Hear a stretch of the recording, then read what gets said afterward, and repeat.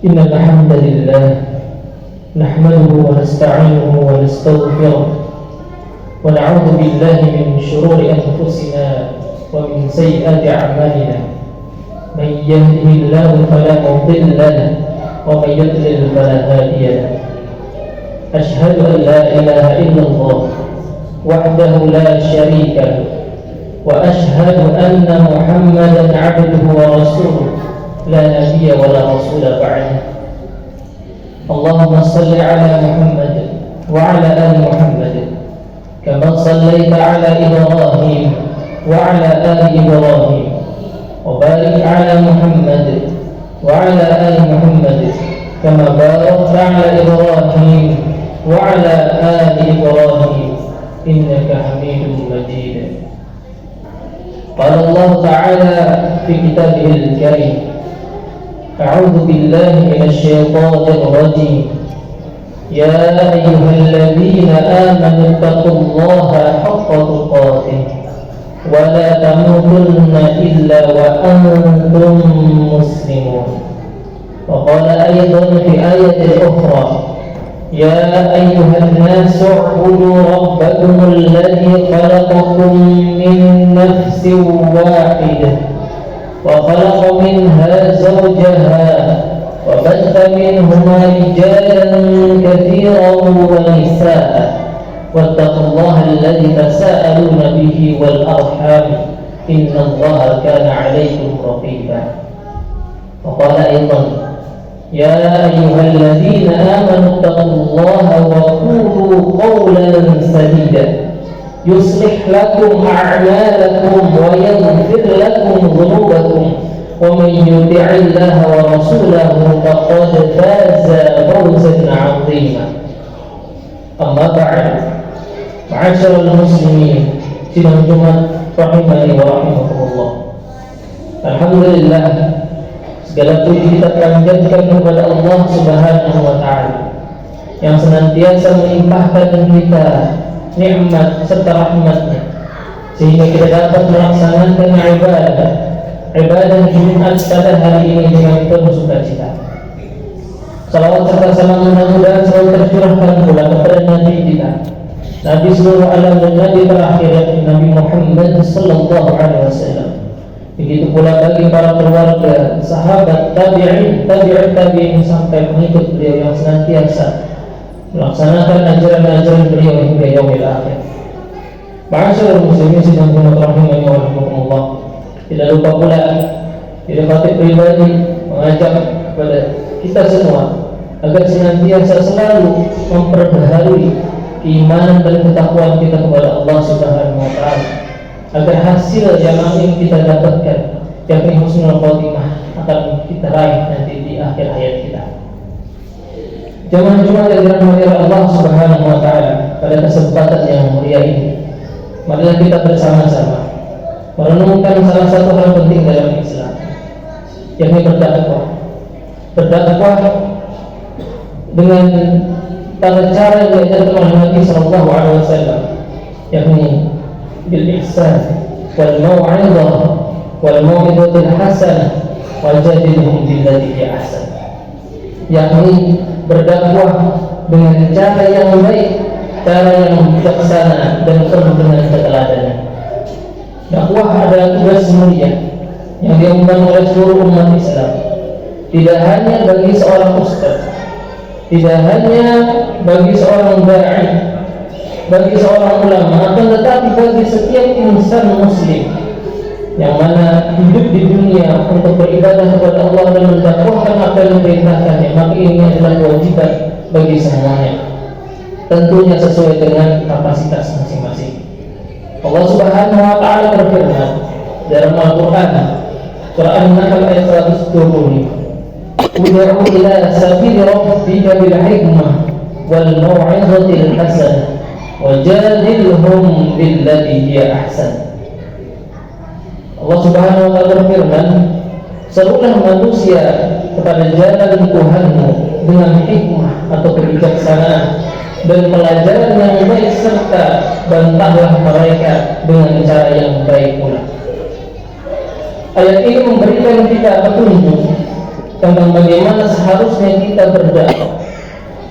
Ada 3 prinsip utama dalam dakwah yang terkandung dalam ayat ini, yakni hikmah, kebijaksanaan, mau'izah hasanah atau nasihat yang baik, dan jadilhum billati hiya ahsan, berdebat dengan cara yang lebih baik. Yang pertama, dakwah dengan hikmah, kebijaksanaan. Hikmah berarti bijaksana dalam menyampaikan sesuatu hal yang diajarkan oleh Allah serta Rasulnya.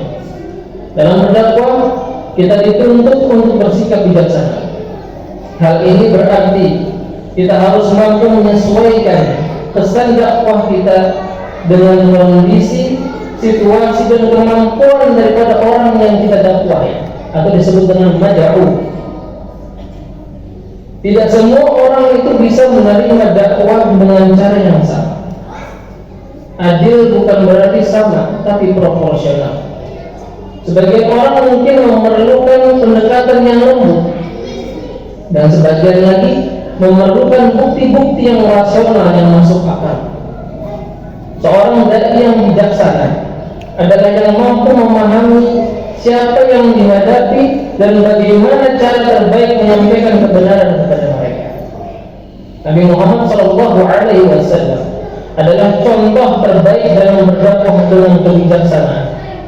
Beliau selalu mempertimbangkan dengan situasi, kondisi orang yang dihadapinya. Ketika berhadapan, pada suatu saat berhadapan dengan seorang badui yang datang ke masjid, kemudian dia kencing di dalam masjid, di tiang masjid. Kemudian Nabi tidak memarahinya. Beliau menegur dengan lemah lembut dan memberikan penjelasan pemahaman bahwa masjid adalah tempat yang suci. Sikap lembut Nabi ini membuat si badui tadi akhirnya merasa dihormati, sehingga ia menerima nasihat Nabi dengan hati terbuka dan bahkan mendoakan Nabi SAW. Allah Subhanahu wa taala berfirman, "Ya ayyuhan nabiyyu inna arsalnaka syahidan wa mubasysyiran wa nadhira." Wahai Nabi, sesungguhnya kami mengutus kamu sebagai saksi, sebagai pembawa kabar gembira dan pemberi peringatan. Quran Surah Al-Ahzab ayat 45. Di dalam ayat ini Allah Subhanahu wa taala menyebutkan bahwa Nabi Muhammad SAW diutus sebagai pembawa kabar gembira dan pemberi peringatan. Ini menunjukkan bahwa dalam berdakwah kita perlu menyeimbangkan antara memberi motivasi dan juga peringatan. Kita harus bisa memberi kabar gembira tentang rahmat Allah Subhanahu wa taala. Namun di lain sisi juga tidak melupakan untuk mengingatkan tentang ancaman bagi mereka yang melanggar perintah-perintahnya. Inilah bentuk dakwah yang bijak, menyeimbangkan antara kabar gembira atau motivasi dan dengan peringatan. Masyaallah muslimin sedang rahimani wa rahmatullah.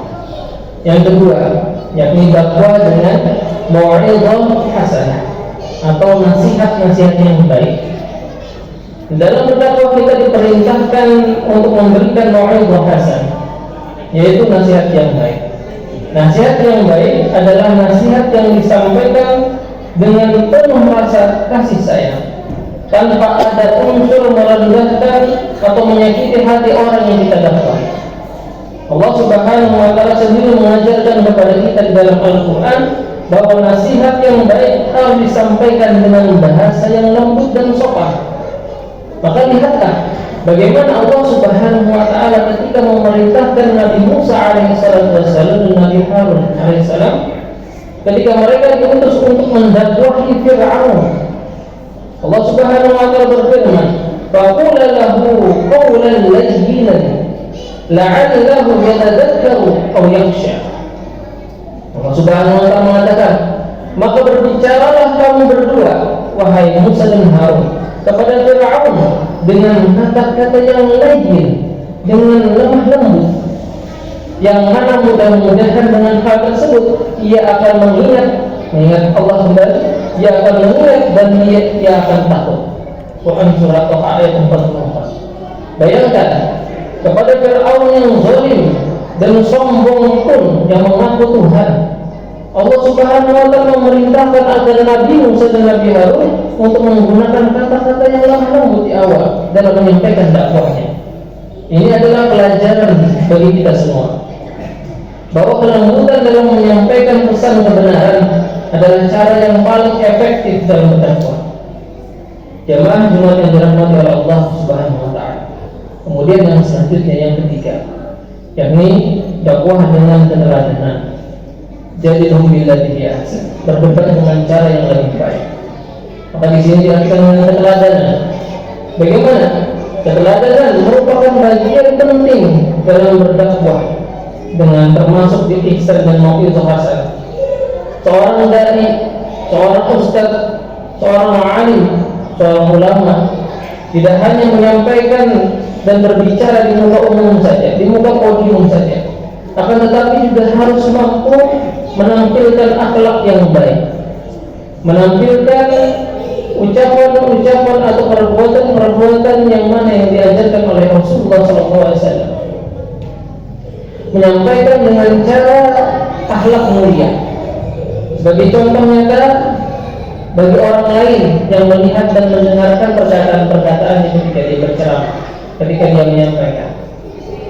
Ma'asyiral muslimin subhanahu wa ta'ala, maka inilah yang disebut dengan akhlak dakwah bil hal, atau yang disebut pula dengan dakwah perbuatan. Rasulullah SAW sendiri adalah contoh yang sempurna sebagai seorang dai yang beliau mendakwahkan agama dengan keteladanan.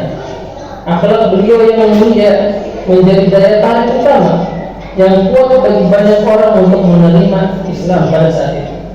Allah Subhanahu wa Ta'ala berfirman, "Laqad kana lakum fi Rasulillahi uswatun hasanah liman kana yarjullaha wal yawmil akhir wa dzakarallaha katsiran." Yang artinya, sesungguhnya telah ada pada diri Rasulullah SAW itu suri tauladan yang baik bagi, yaitu bagi orang yang mengharap rahmat Allah dan kedatangan hari kiamat, dan dia banyak menyebut Allah Subhanahu wa Ta'ala. Quran surah Al-Ahzab ayat 21. Rasulullah SAW tidak hanya mengajarkan Islam itu dengan kata-kata, akan tetapi beliau juga mengajarkannya dengan perbuatan, mencontohkannya dengan perbuatan-perbuatan. Ketika beliau menjelaskan tentang kejujuran, beliau adalah orang yang paling jujur. Ketika beliau mengajarkan tentang kesabaran, maka beliaulah orang yang paling sabar. Kemudian ketika Rasulullah SAW memerintahkan agar amanah, maka Rasulullah SAW lah orang yang paling amanah. Yang mana dengan dakwah seperti ini, hal itu akan membuat dakwah kita menjadi lebih efektif dan bisa masuk ke dalam hati orang-orang yang disampaikan dakwah tersebut. Ma'asyiral muslimin rahimani wa rahimakumullah.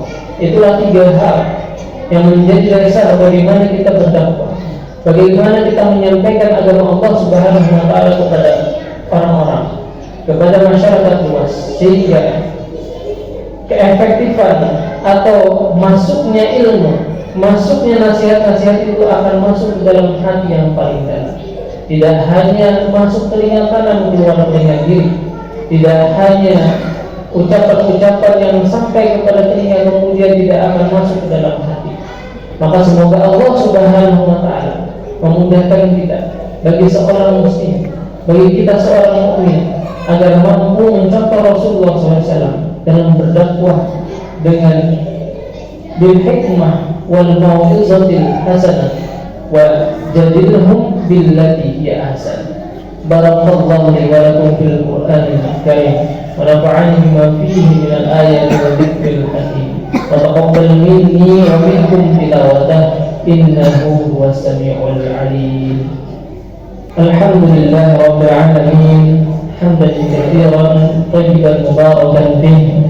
Asyhadu an la ilaha illallah wa asyhadu anna Muhammadar Rasulullah. Allahumma shalli wa sallim ala nabiyyina Muhammad وعلى آله وصحبه وسلم. معاشر المسلمين رحمني ورحمكم الله. قال الله تعالى: يا أيها الذين آمنوا اتقوا الله وقولوا قولا سديدا يصلح لكم أعمالكم ويغفر لكم ذنوبكم ومن يطع الله ورسوله فقد فاز فوزا عظيما. معاشر المسلمين rahimani wa rahimakumullah.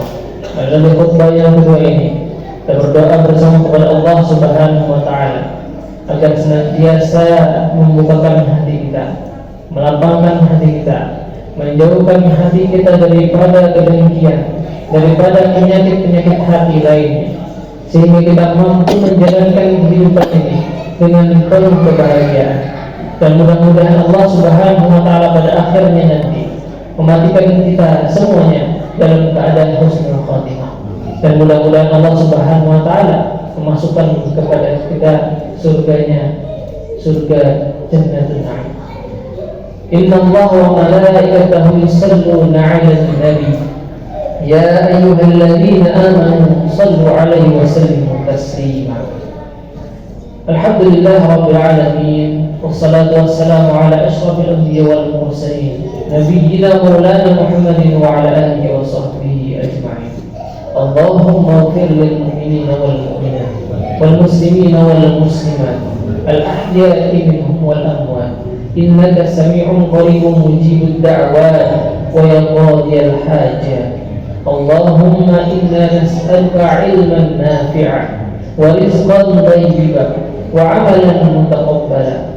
Rabbana zalamna anfusana wa illam taghfir lana wa tarhamna lanakunanna minal khasirin. Allahumma ya muqallibal qulub tsabbit qulubana 'ala dinik. Allahumma ya musarrifal qulub sarrif qulubana 'ala ta'atik. Rabbana hab lana min azwajina wa dhurriyyatina qurrata a'yun waj'alna lil muttaqina imama. Rabbana atina fid dunya hasanah wa fil akhirati hasanah wa qina 'adzaban nar. Wa sallallahu ala nabiyyina Muhammad wa ala alihi wa sahbihi wa baraka wa sallam. Subhana rabbika rabbil 'izzati 'amma yasifun wa salamun 'alal mursalin walhamdulillahi rabbil alamin.